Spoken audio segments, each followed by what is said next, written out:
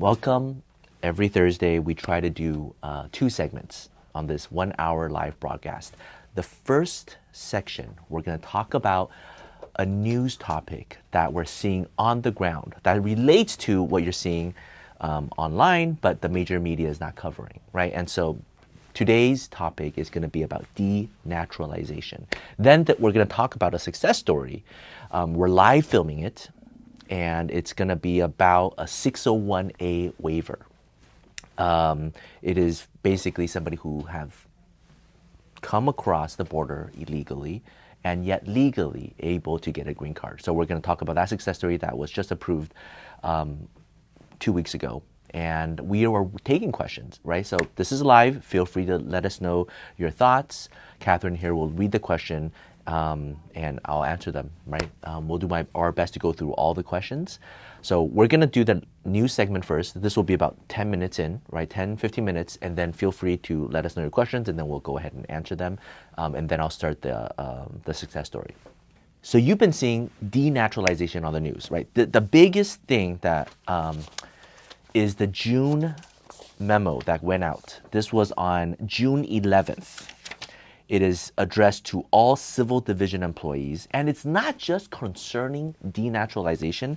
There's a lot of things, but what NPR, what a lot of other news media is picking up on is about the denaturalization.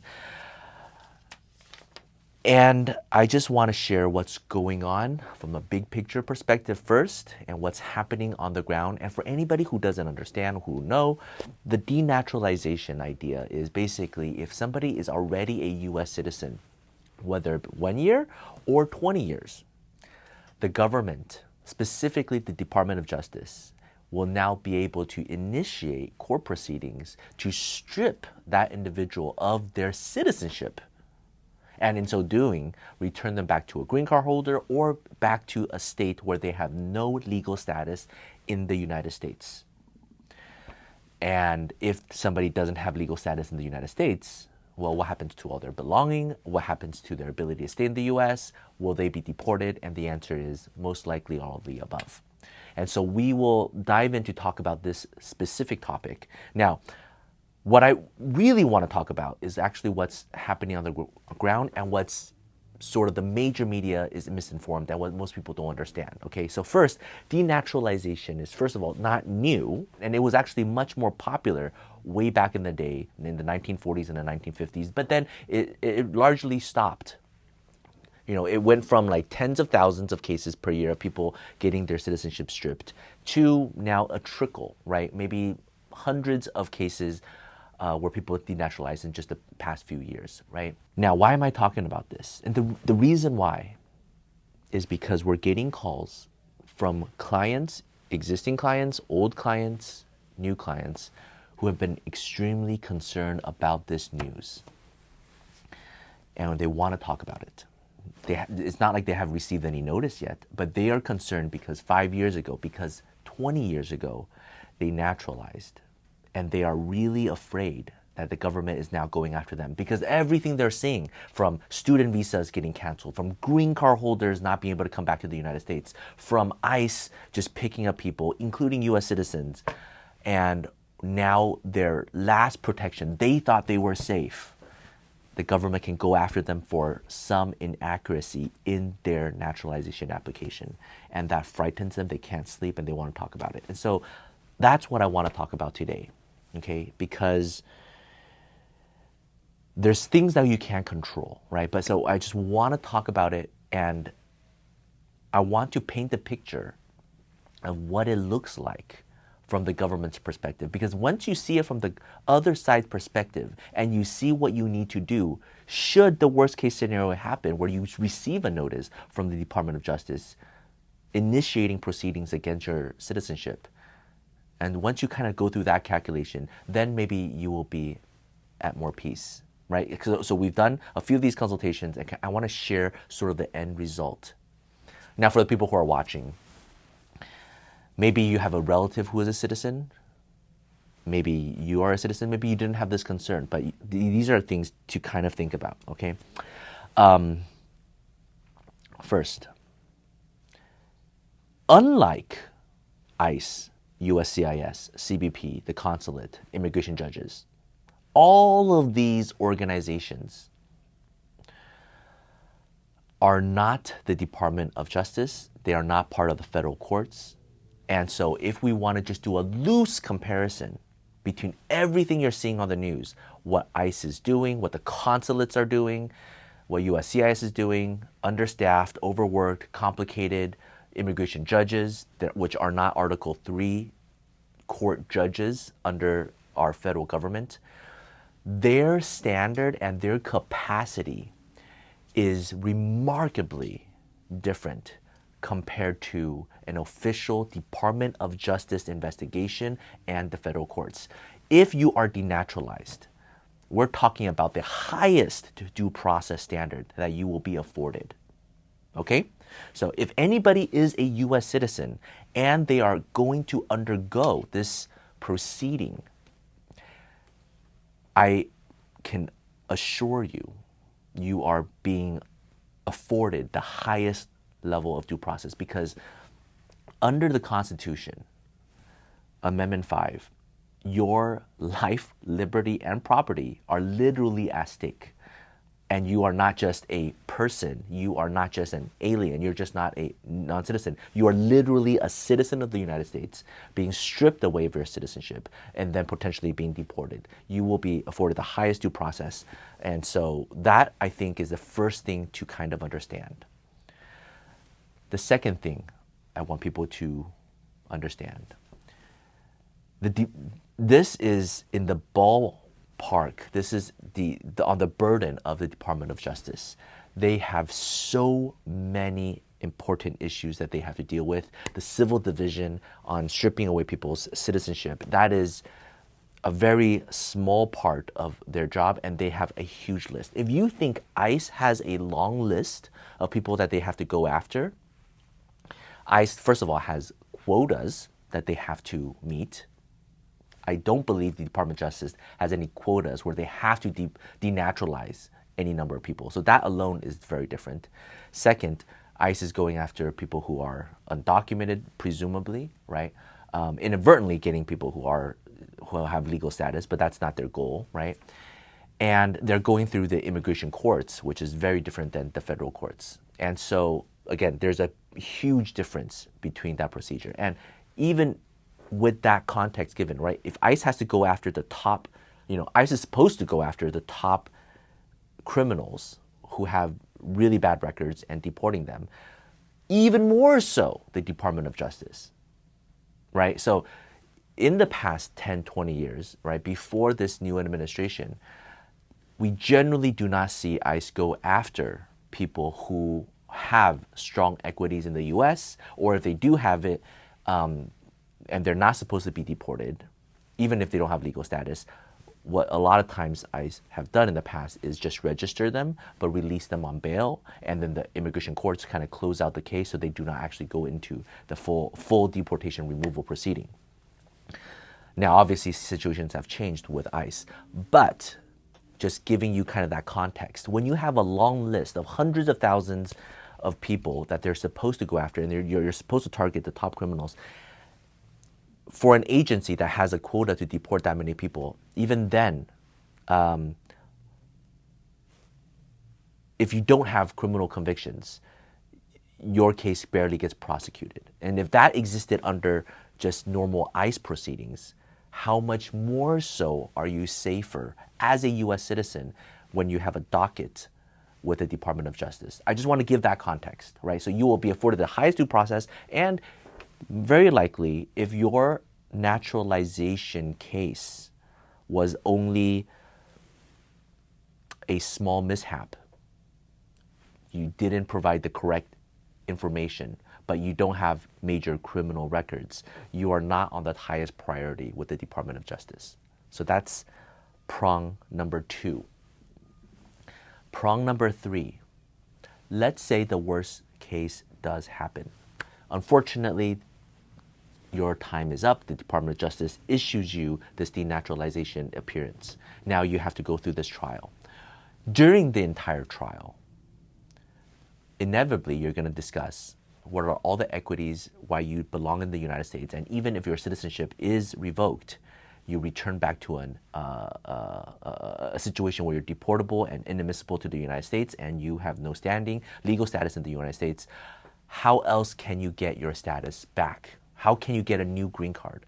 Are your children U.S. citizen? Is your spouse a U.S. citizen? Do you have parents who are U.S. citizen? Can somebody else petition you? Can you get paroled back into the U.S.? And if you can, right? If you can, maybe you've already been a citizen for 10, 20 years, and you've already established businesses and ties in the United States, and you have all these people who are able to petition you, and you're able to correct this mistake. And so even if your citizenship is revoked, you can get a green card again, and then you can get a new citizenship. Why go through the trouble? Why waste government resources to force you to go through this entire process again? This argument, this line of reasoning, is very similar to the cancellation of removal argument, whether it's under 42A or 42B, in immigration courts, right? In immigration courts, somebody might have a green card or somebody might be illegal, but if you've established enough ties and equities in the United States, though you may be deportable, the immigration judge will still grant you a green card. And that's just a green card. When we're talking about citizenship, that's all the more so, right? So I want people to kind of understand that. If you've gotten a citizenship, rightly or wrongly, 50 years ago, 30 years ago, 10 years ago, 5 years ago, and there's things in your application that keeps you up at night because there was some inaccuracy, and you're afraid the government is now going to go after you, just take everything into context. Now, why is this coming up? Why are we doing these type of consultations? Because people got their citizenship, and maybe they are in process of petitioning their children to come over that have aged out. Maybe they are petitioning their brothers and sisters. Maybe they are a sponsor for somebody else financially, and now they are concerned of pulling back because they don't want the government to look into their application because now they are in fear. And I just want people to kind of understand the context of the situation, because fear is largely irrational, right? And when you're presented with the facts, then you can more so analyze the situation at play. The most dangerous thing about fear is that paralyzes needed resources and energy that will actually save you from what you are afraid of. So let's talk about that, right? If you are a citizen and you are petitioning your spouse or your children so that they can get citizenship, or a green card at least, and you don't do it because of, a typo you made on your citizenship application, and let's say years later somehow you end up getting denaturalized, well, who could have saved you? It was your spouse and your children, if you have proven that they have gotten a green card and they can be there with you, right? So that's what I recommend, right? If your case is good, if it's a minor mistake that could probably get corrected, don't let that paralyze you from petitioning others, from being a sponsor, from going on, and from living your best life. Whether you're a citizen or you're a green card holder, same idea. Because at the end of the day, the Department of Justice, based on all of their rules and procedures, one thing they do look at is, should we go after such an individual, right? If we denaturalize, why should we spend millions of dollars to go through this court proceeding when they are actually a benefit, a plus to the United States? What the government is doing with the denaturalization effort, if it is being executed in the wrong hands, it can obviously be bad. We have seen no indication that that is what is happening. It was started by the Obama administration in examining and furthering and reporting and examining the situation. So it has support from both parties, and it is done both at the USCIS level and also Department of Justice level and in the federal courts. There's a lot of due process. There's a lot of oversight. There's not likely to be the same type of mistake as you see from the other branches of government, such as ICE, where they accidentally detain U.S. citizens or they accidentally detain green card holders for a very long time. There's not going to be an accident where somebody's citizenship is denaturalized. So we haven't seen that happen, and with all the measures in place that will protect against that, I also don't believe that will happen. Now, I have a lot of faith in our government, and so maybe you're saying I'm too optimistic, but I just want to give you the facts. It is not the same agencies that are going to be denaturalizing as what you're seeing on the news.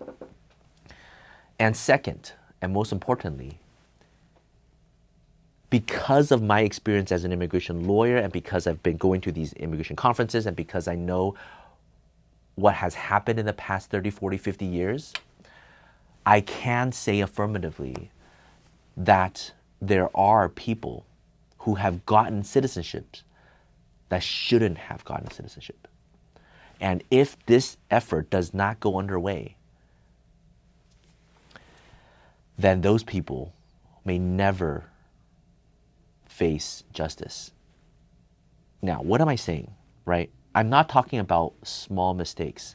I'm talking about fraud. I'm talking about bribery. I'm talking about these major issues that we have seen over the years. USCIS officers getting busted because they took in bribes and approved green cards. People who have taken bribes and approved citizenships. That has happened. We've seen the news. If you've been in this industry long enough, you've seen that happen. And so there are so many systematic failures in the past 30, 40 years, and so many people have squeezed through the system. Are there major criminal organizations that have taken advantage of the system? Only the government knows. I don't know. You probably don't know, but assume that the government knows. And this is a needed effort in order to do that. So, with all that being said, I hope people can see this in a much more rational light. This is a needed national security effort. There's a lot of precaution in place. People are not going to get mistakenly denaturalized. Is it a big deal? Yes. But it is important for the country. And I don't recommend getting it confused with the same efforts that we're seeing with this same administration about canceling birthright citizenship and about canceling student visas and also canceling people who are green card holders. It is not the same, in my opinion, from what I've studied. Now, it's happening at the same time, but that is very much in line with what this administration wants. Anything that will make them look good, they will do. Right? And you can't blame that. That's politics. They want to look good to their body, to their constituents, that they are doing everything they can to stop the flow of immigrants and migrants into the country, legally and illegally, canceling birth citizenship, canceling student statuses, and being tough on the border, and also now denaturalizing. It makes them look good. But this effort, the denaturalization effort, has been going on for decades now, in the sense of restarting and looking into, right? And so, anyway, I just want to share that. Because on the ground, every day, we are seeing people concerned about this and calling and doing consultations. And so I want to share this information. I want to share these videos with other people so maybe they don't have to do the consultation, hopefully giving people the context that they need to be able to sleep better. All right, I'm going to take questions now before we get into the 601A success story. I have 2 felonies, but I was granted waiver I-191 under Section 212C. Can I apply for citizenship? You are granted waiver. So here's what you could do. Take your entire court proceeding transcript, right? The minutes from the court proceeding, the full thing. and feed it into ChatGPT, Gemini, and ask them if this is a crime of moral turpitude and whether or not you qualify for citizenship. And the reason I say that is because it doesn't necessarily matter what waiver you've received, state level, federal level, or with immigration. At the naturalization, that immigration officer has the full authority to re-adjudicate everything. So it doesn't matter what waivers you've received in the past. So a lot of people get a waiver and they're able to get a green card. They're able to get a waiver and expungement and reduce the crime and post-conviction relief. But that doesn't mean they qualify for citizenship. What qualifies for citizenship? Well, if you have a crime, does it meet one of the exceptions? Right? Is it a petty theft offense? Is it a crime of moral turpitude? And who would know that? Well, a very seasoned crimmigration attorney that deals with it. But a first step would be maybe having ChatGPT take a look at it, read through the entire transcript, look at the penalties, look at the punishments, and then maybe they do analysis for you. I got DUI on last year in California. I am in process of green card through my U.S. citizen wife. We've done plenty of those cases. So you should be fine. Definitely prepare a good statement and addendum talking about your good moral character. Definitely be able to go in depth and talk about what happened during the interview if you have one. And the officer would definitely want to see, everything that happened. Denaturalizing a naturalized citizens for a crime can only be if it occurred in first 5 to 10 years. From what we have seen, the government definitely wants to denaturalize people, even if it's not for a crime. I have the memo in front of me. Look, all right, this is the memo, June 11th to 2025. Here's 10 things in which they can denaturalize somebody. And I'll save you the effort. Number 8, number 9, and 10 is basically saying whatever they want to do. So it's a catch-all, right? So the first 7 or 8, you're reading it, you're like, okay, that makes sense, right? Major crime, fraud, okay. And then number 10, any other cases referred to the division that deems sufficiently important to pursue. That is a catch-all statement. So why list 10? Why don't you just list 1? Any cases referred to civil division that the division determines to be sufficiently important to pursue. In the current immigration climate, is it more difficult to be considered for naturalization? Right now, I do not think so. Here's why. When you apply for a citizenship, you are going through the USCIS application process. And right now, with USCIS, they are still adjudicating cases very much in line with what was the Biden era policies. So we're seeing fast approvals. We're still seeing, and a lot of these officers are career officers. They've been there for 10, 20, 30 years. So they're not directly impacted by the current administration. So if you're asking me, based on this current administration and all the anti-immigrant rhetoric and policies, which organization has been affected the least? It would be USCIS, ironically. The customs officers, heavily impacted, completely changed.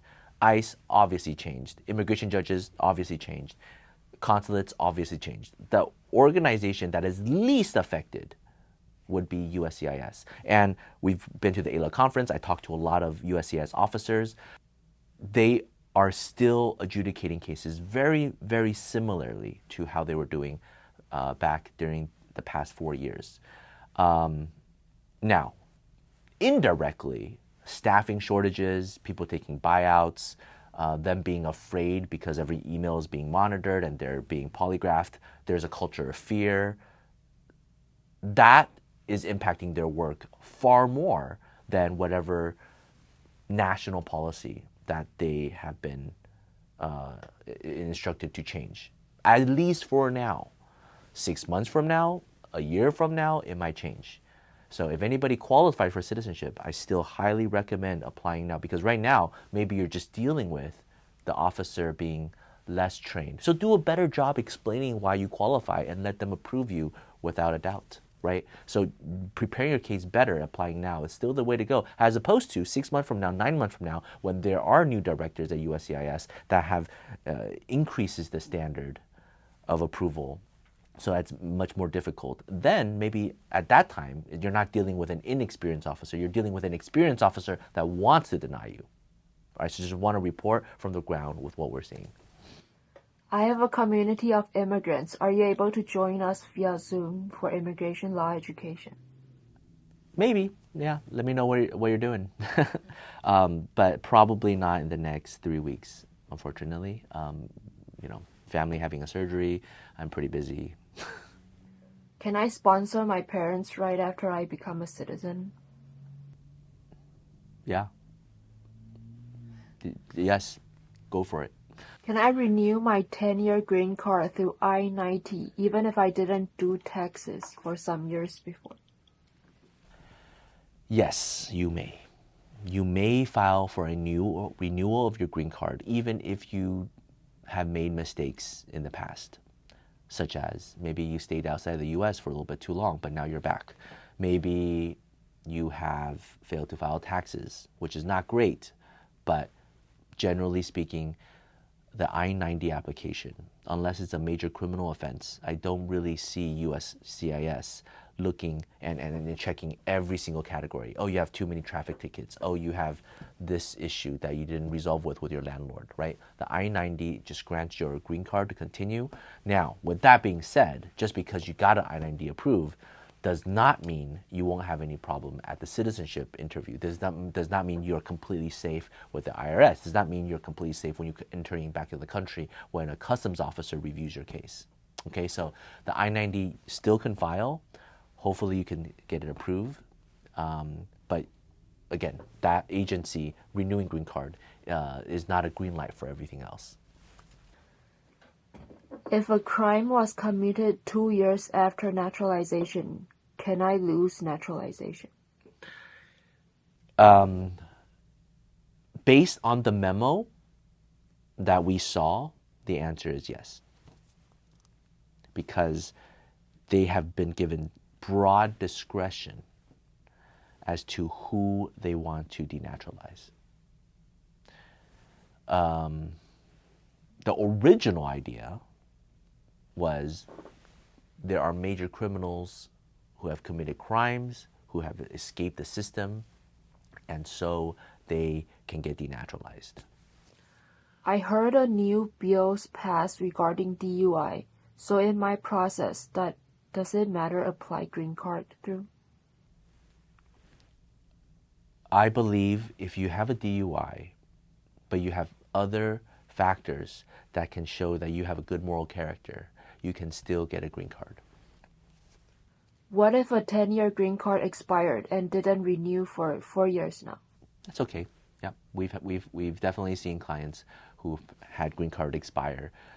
Just so you know, green card expiring does not mean you lose your lawful permanent resident status. Okay, that it does not mean that at all. You have lawful permanent resident status until and unless you give it up, you sign the 407, you mail it to USCIS, a judge declares it, that it is null and void. Just because you didn't renew it and pay an application fee does not mean you automatically lose it. So in the past, lawful permanent resident cards didn't have an expiration date on it. That just shows you the idea. The newer cards have expiration dates on it, And so, yeah, go ahead, file a late renewal and provide that application. You're going to get biometrics done. You're going to have to get fingerprinted, but chances are you'll still be able to get your 10-year green card. Can people get denaturalized for stuff such as a parking ticket or a speeding ticket? I would say chance of that is 0.000000001%. So I don't worry about that. I wouldn't even worry about small misdemeanors. I wouldn't even worry about 2 or 3 misdemeanors, okay? Given the context of this is Department of Justice having initiated this kind of proceeding, it is a huge deal. So now, if you committed 1 felony, 2 felonies, 3 felonies, maybe start examining that. Had arrest as a teen, but don't recall details and didn't list in N-400 application. Would it be an issue? I wouldn't be worried about it. I wouldn't be stressed about it. Yeah. Had a misdemeanor in 2023 dismissed already. Is it safe to apply for a citizenship? What's really important to know is that even if your criminal case had been dismissed in state court or federal court, it doesn't matter to the immigration officer for green card or for citizenship purposes. They will see the arrest, they will see the dismiss, and they'll ask what happened. If you answered incorrectly, they can still deny the application. So to your answer, it got dismissed. Is it okay? It depends. So still prepare and be able to explain what happened, why you are not inadmissible and why you are not deportable, and why the court decided it was in the best interest of justice to dismiss the case. You need to do that. Hi, how long does marriage-based green card applications take? Spouse of a green card holder. Spouse of a green card holder, in this day and age, I would estimate 2 years. Depending on your situation, it could go as long as 3 years or 4 years. We have seen some cases miraculously get approved really, really fast, maybe a year, but given that context. Is it safe to travel internationally as a naturalized citizen? No criminal record. If a naturalized citizen with no criminal record cannot travel freely, we are entering a dark time. So the answer is affirmative. Yes, you can travel internationally. The U.S. will not give you that much trouble coming back into the country. Whether or not you can get safely into other countries, for example, Canada looks at Americans very, very differently these days, and so you might suffer some hardship while traveling abroad. But yes, I don't think you will have any problems. I was in 6 months in jail. Can I apply for my citizenship? You might qualify for one of the exceptions because it was less than 1 year. So again, take your criminal conviction, take the entire minutes, the court proceeding, and upload it and ask, do you qualify for the exception for naturalization? LPR. Green card holder. Mm-hmm. Yeah. Apply for I-130 for wife abroad. If passed from USCIS, how long it takes with NVC, Saudi Embassy? Yeah. So once your I-130 is approved by USCIS, even before their approval, the NVC might already have started the application, so you could even start that process. But I would recommend maybe a year between NVC and the consulate and before safely approving and coming into the U.S. Can 2-year LPR holder travel to UK? Want to see my family in UK for Christmas. Yeah, if you have a green card and it's valid, and you're going and you're leaving for a short period of time, under 180 days, especially during travel season where it's normal, and for Christmas purposes, totally fine. Is it a good time for permanent residents to submit application for citizenship? I think it is an important time. It is probably the best time. Not necessarily in the sense that it's the smoothest time or the fastest time, but what I mean by is it's the best time in the sense that it might be darker times ahead. Can someone with a green card be in trouble for a misdemeanor? Yes. If you have a green card and you get in trouble, whether it's a misdemeanor, whether it's a convicted misdemeanor, whether it's just an arrest, it could cause problems later on when you're entering the country with the CBP officer. It could cause mishaps when you're trying to apply for citizenship. So you definitely want to get the full transcript of exactly what happened. Is it too risky to apply for citizenship right now, even without a criminal record? The question then becomes, compared to what? You can't compare to the past, so compare to the future. What do you think? Do you think naturalization is going to get stricter and stricter? And if so, the best time to apply is now. Don't you agree? Correcting a mom's father name and Correcting a mom's first name and last name placement at a Social Security office, does that affect N400? No.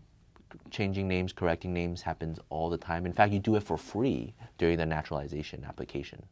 With denaturalizing U.S. citizens happening, would people who were naturalized as children be okay? Okay, so the idea is if the father or mother gets denaturalized, but their children and their dependents all got the status through them, will they be able to keep it?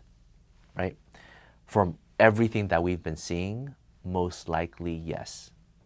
Most likely other people will be able to keep it. Only the main person is going to forfeit it. But it definitely depends on their specific case. Again, this is done by the Department of Justice, and the reason that they are choosing to denaturalize a particular individual must be that there's something significant in their case that they really want to pursue. And so if it is in the interest to keep everybody else, then that's fine, or just denaturalizing the person. But I wouldn't worry about the dependents for now, because most people, I wouldn't even worry about them. Will being a stay-at-home mom affect citizenship application through green card? Will a stay-at-home mom affect what? Affect citizenship application through green card? No.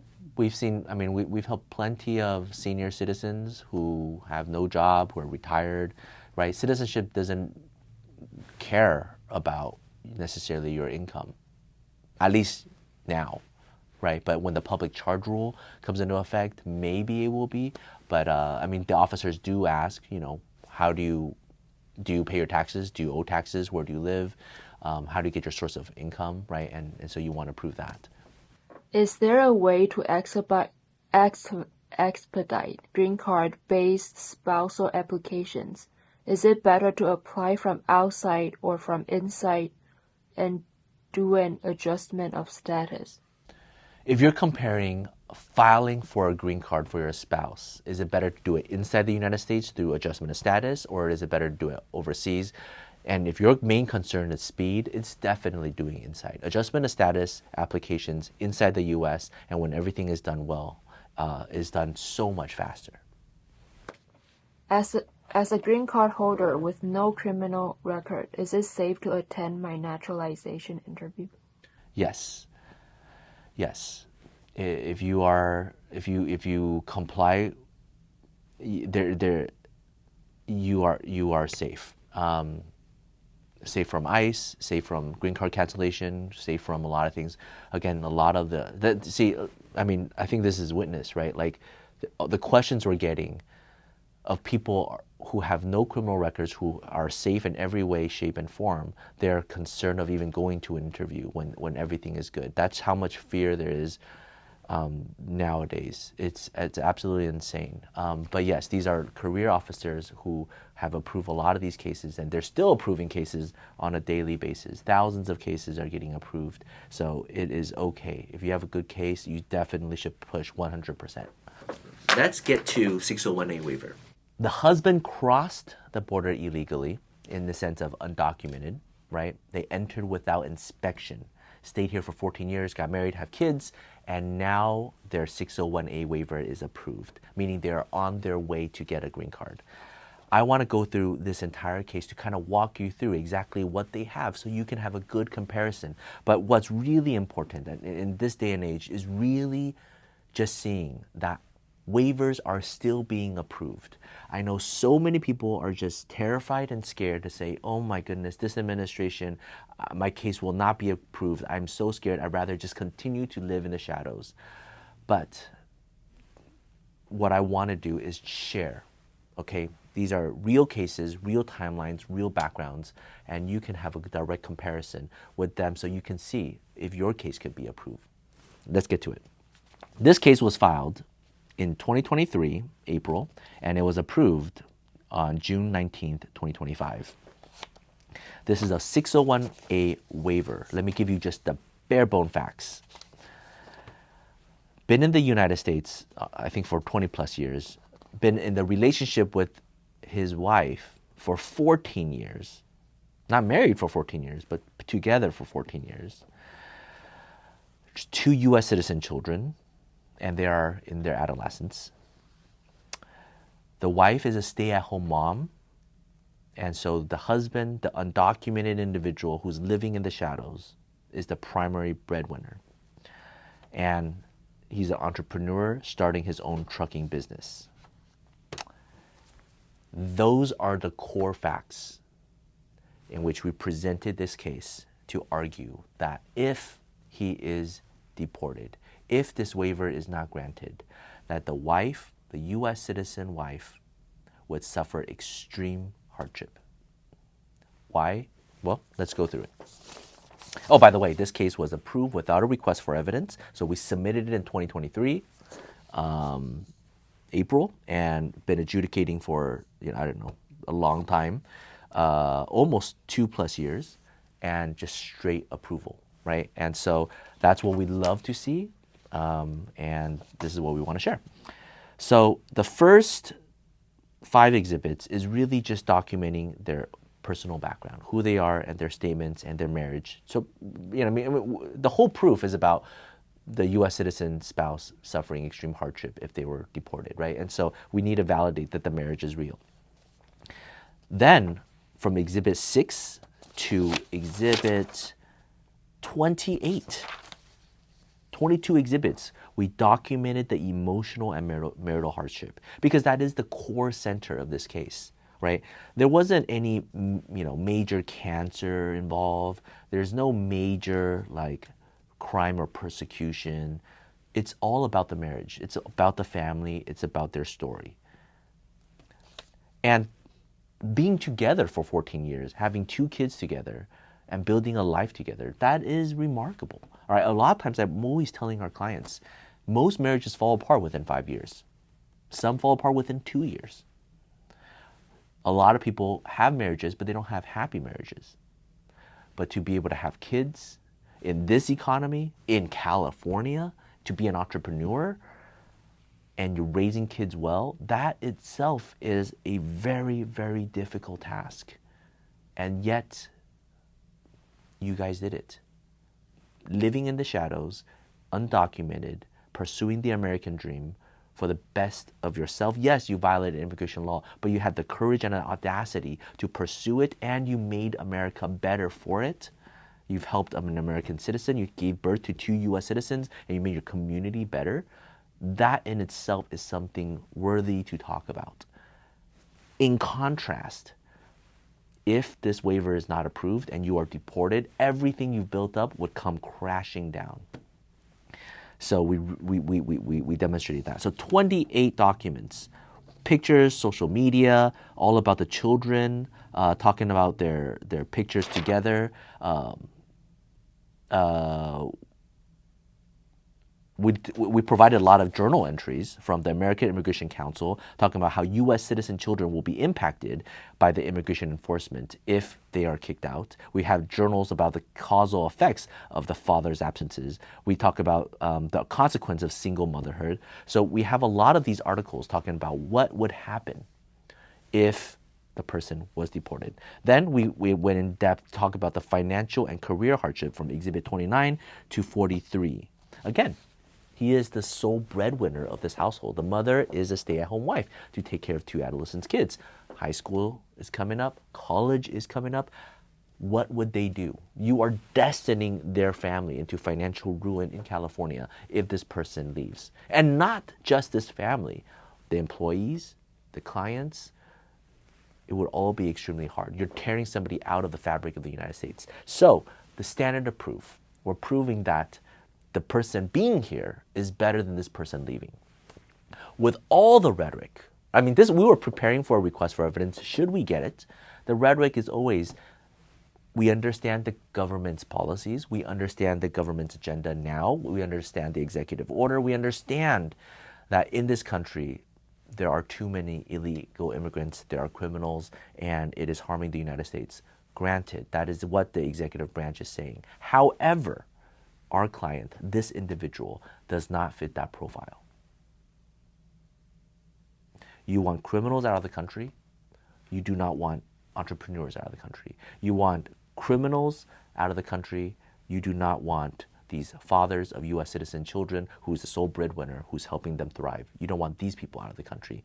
You don't want employers out of the country. You want people who want to stimulate the economy. So it's just as important to arguing why there is extreme hardship. You also want to argue public policy, because every law is supported by public policy.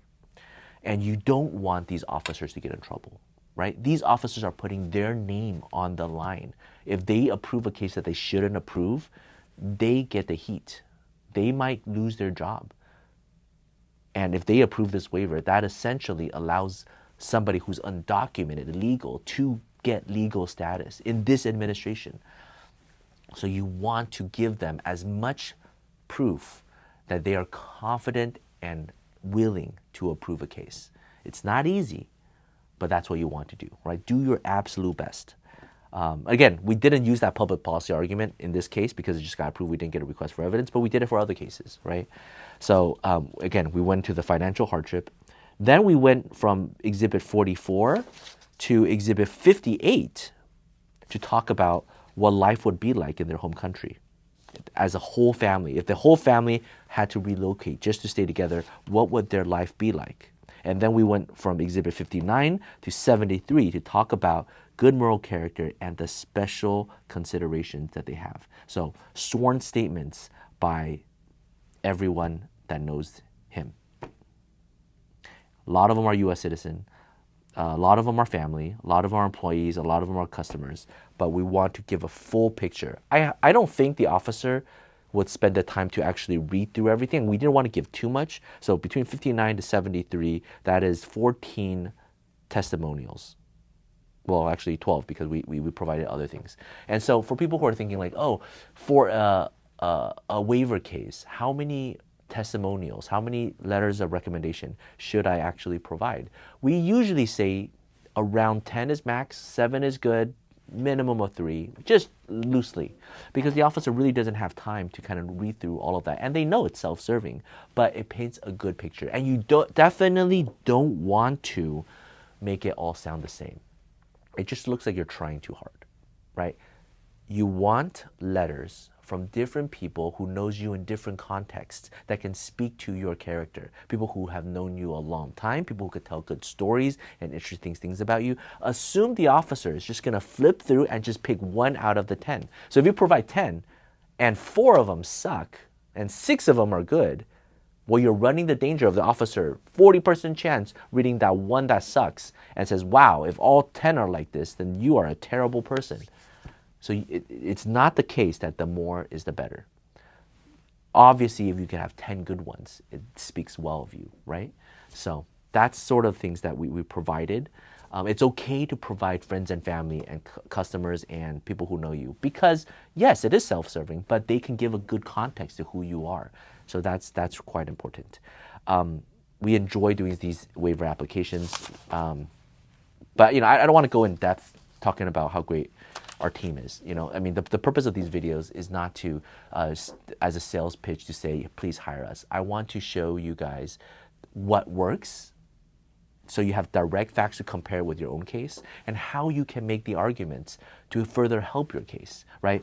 What we do, we don't fabricate. We just try to help everybody as much as we can, right? Given your facts, how can we elevate your story? How can we write, right? Let's see. I have the full attorney brief. So those are all the exhibits. The attorney brief is 32 pages, right? Sometimes it's 50, sometimes it's 80, sometimes it's 32. And so in this case, it's a 32-page attorney brief. We spent almost a good half a year to a year preparing and arguing why removing this father would cause extreme hardship. And we provided 70+ documents to prove why. It spent 2.5 years, 3 years, and the case was approved. And now they're on their way to get a green card. I mean, we do these every single day. And so I just want to share this story with you. Hopefully it helps you. Hopefully it gives you a context. And again, they were afraid. I know every single one of my clients were afraid when they signed up for it. They were afraid while they're preparing it. They were afraid when they filed it, because the processing time is so long. What will happen in the future? What if it doesn't get approved? What if somebody goes after them? I understand. I get it. It's always scary. But you know what? If you don't do it, then isn't it scarier now that you don't even have it? Right? And so I'm so happy that they got it 2 weeks ago. I hope this is an encouragement to everybody who qualifies for a waiver to be able to get it. Again, people who do the 601 waivers, people who entered illegally, they got married to a U.S. citizen, or they have children who can sponsor them, and they can have a qualified relative to file for the waiver. That removing them would cause more harm than good. And so please grant this waiver, right? That's the entire idea. It makes sense. I love that about immigration law. Maybe the standard is higher now, but just do a better job, right? Thank you for watching. Take care. Bye-bye. We try to do these shows every Thursday from 12 to 1, and it is all recorded, and we will release it online. I mean, we do a little small edit, but generally we release it. And we'll release the news segment, we'll release the full video, and we'll release the success story. Next week, we're canceling for 1 week because we have a surgery in the family, so I'll be out. But we'll try to be back the week after, and feel free to check out some previous live episodes so you can see the questions that other people have asked. Hope you guys enjoy it. Really appreciate it. I really enjoy doing these and interacting with everyone. Thank you for watching. Take care. Have a great week. Bye-bye.